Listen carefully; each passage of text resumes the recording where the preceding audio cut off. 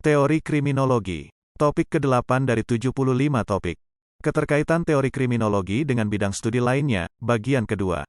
Keterkaitan antara kriminologi dengan sosiologi. Melalui pemahaman sosiologis dalam penjelasan kriminologis terlihat upaya kriminologi menjelaskan kejahatan sebagai suatu gejala sosial. Mempelajari kejahatan sebagai suatu gejala sosial tidaklah dapat mengabaikan kondisi kehidupan sosial di mana kejahatan sebagai produk daripadanya. Sosiologi membantu kriminologi untuk menguak pengertian dan pemahaman dari berbagai bentuk hubungan sosial yang terjadi serta berbagai aspek yang merupakan produk daripada hubungan sosial tersebut, termasuk kejahatan. Kriminologi adalah suatu bidang ilmu pengetahuan yang sewajarnya dipandang sebagai suatu tempat pertemuan bagi suatu cakupan yang luas dari disiplin akademis, mencakup sosiologi. Sebagai bidang studi, kriminologi bersinggungan dengan sosiologi dalam kaitannya dengan fokus perhatian mereka pada kejahatan. Perhatian kriminologi terhadap kejahatan ini, di satu pihak merupakan suatu perhatian yang khas yang tidak mendapatkan tempat khusus dalam sosiologi namun di lain pihak merupakan suatu bidang yang kecil dari seluruh fokus perhatian dari sosiologi. Sosiologi juga mempelajari kejahatan, walau tidak secara khusus seperti apa yang dilakukan oleh kriminologi. Mengapa demikian? Kejahatan adalah suatu aspek yang ada dalam kehidupan sosial masyarakat, yang menjadi basis perhatian sosiologi. Dalam sosiologi, secara singkat, berbagai hal yang dipelajari secara umum adalah hal-hal yang terkait dengan interaksi sosial, proses sosial dan produk sosial. Kejahatan ada dalam lingkup hubungan antara ketiganya, yakni bahwa kejahatan adalah suatu bentuk dari pelanggaran dari produk-produk sosial. Oleh sebab itu sosiologi juga harus mempelajari, atau paling tidak, memberikan kontribusi bagi pemahaman tentang kejahatan. Di dalam memusatkan perhatian pada kejahatan dan latar belakang serta pengaruhnya terhadap individu dan masyarakat, maka kriminologi perlu dukungan konsep yang dikembangkan di dalam ilmu hukum, jurisprudensi, studi budaya, dan ilmu pengetahuan politis seperti halnya sosiologi. Dengan demikian, walaupun ada keterkaitan dan saling mendukung antara kriminologi dan sosiologi, namun di antara keduanya tetap ada perbedaan baik dari sisi terminologi metodologis dan teoritis.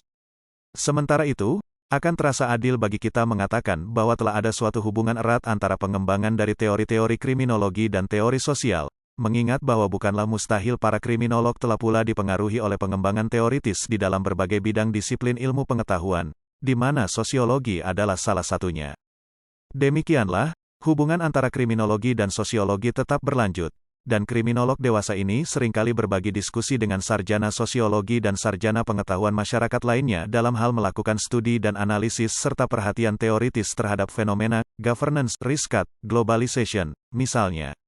Kecenderungan lain, bahwa para siswa kriminologi semakin sadar bahwa mereka dalam melakukan debat kemasyarakatan terkait juga memerlukan pemahaman-pemahaman sosiologis. Demikian juga dalam rangka memahami tata cara di mana konsep teoritis tertentu berhubungan dengan studi kriminologi.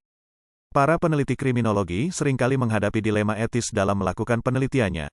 Coba diingat objek studi kriminologi, yaitu kejahatan, penjahat, reaksi sosial dan korban kejahatan, di mana meneliti hal-hal yang demikian tidaklah semudah meneliti masalah ketertiban lalu lintas, misalnya, dan sering juga menghadapi dengan resiko, sifat mudah terancam, perlukaan dan bahaya. Coba Anda bayangkan seorang kriminolog akan melakukan penelitian mengungkap jaringan obat bius, atau kelompok kejahatan terorganisasi. Ia harus sedemikian rupa menyembunyikan identitasnya.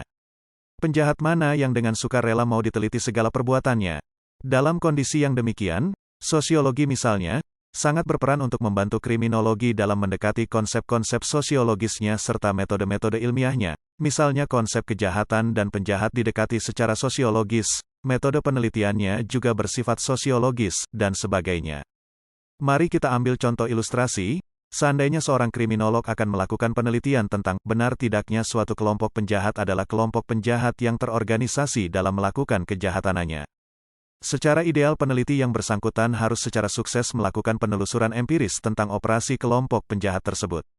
Tapi apa yang mungkin terjadi? Lagi-lagi bahaya mengancam karena peneliti tersebut harus berusaha dekat dengan kelompok penjahat tersebut pada waktu mereka sedang melakukan perencanaan, aktivitas kejahatannya dan sesudah kejahatan dilakukan. Dengan memahami konsep teoritis dan metodologis sosiologis, peneliti tersebut dapat menarik diri andai kata ia tidak yakin akan keselamatannya. Ia dapat saja mengukur kebenaran kondisi terorganisasinya kelompok tersebut dengan memakai variabel dan indikator yang dapat menggambarkan kondisi terorganisasinya suatu kelompok secara sosiologis. Misalnya, peneliti tersebut melihat kondisi pembagian peran dan tugas dalam kelompok dalam hal-hal yang tidak secara langsung terkait dengan aktivitas kejahatan mereka, solidaritas, mekanisme kontrol yang diterapkan dalam pergaulan kelompok yang bersangkutan, intensitas dan frekuensi hubungan, dan lain-lain, yang kesemuanya itu adalah konsep-konsep sosiologis yang dapat menggambarkan kondisi organisasi suatu kelompok. Keterkaitan antara kriminologi dengan kriminalistik. Seringkali orang dengan gegabah menghubungkan kriminologi dengan kriminalistik.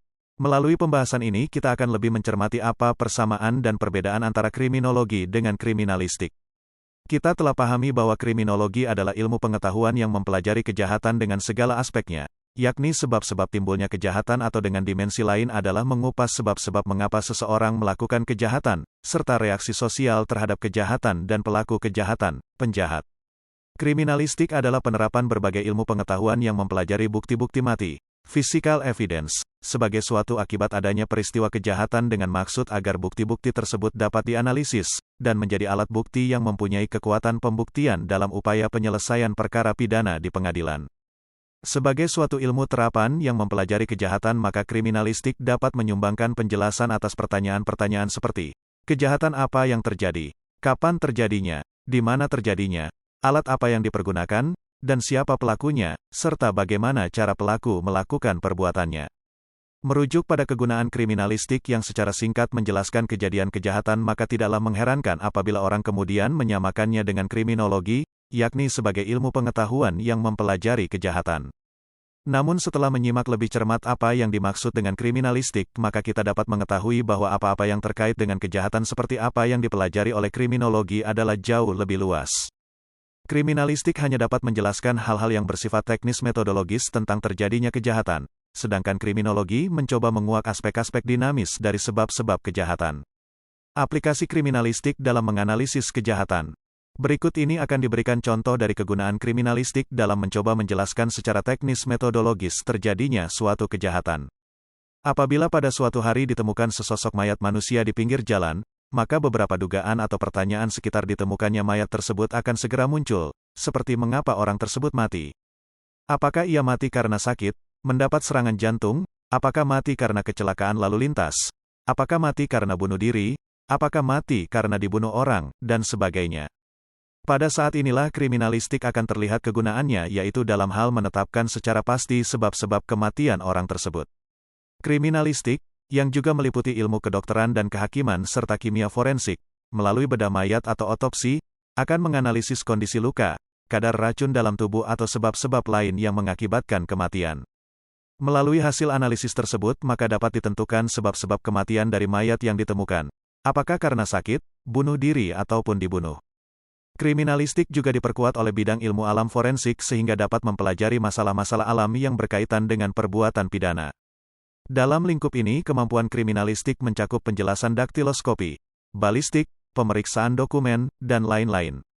Secara singkat dapatlah dimengerti bahwa peran kriminalistik sangatlah besar dalam hal pengungkapan kebenaran material bagi penyelesaian perkara pidana, yang hampir mustahil dapat dicapai oleh penegak hukum apabila mereka hanya berbekal pengetahuan hukum pidana dan hukum acara pidana saja. Demikianlah materi ke-8 teori kriminologi. Channel ini membantu memahami mata kuliah bagi para mahasiswa di perguruan tinggi manapun di Indonesia, maupun masyarakat umum. Video tutorial ilmu hukum, ilmu pemerintahan, ilmu komunikasi, ilmu manajemen, ilmu administrasi dan lainnya disajikan di channel. Video tutorial dituturkan dan disubtitelkan agar dapat ditonton, dibaca sambil didengarkan. Untuk pemahaman yang lebih baik, putar dan dengarkan video tutorial berulang-ulang. Subscribe dan like, agar Anda mendapatkan update tutorial lainnya. Bagikan link video ini, agar teman lain juga mendapatkan manfaat channel ini. Sampai jumpa.